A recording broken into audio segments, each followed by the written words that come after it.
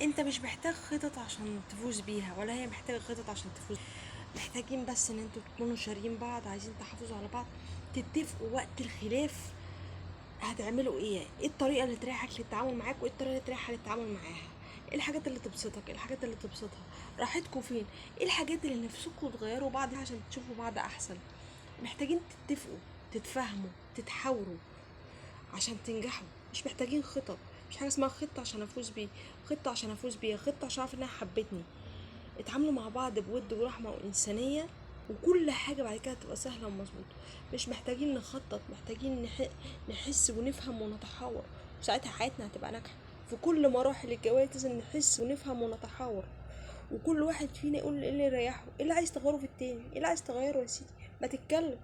نفسي هي مش محجبه، نفسي انها تبقى محجبه، حببها في الحجاب، هات لها لبس، اعمل اللي يريحك.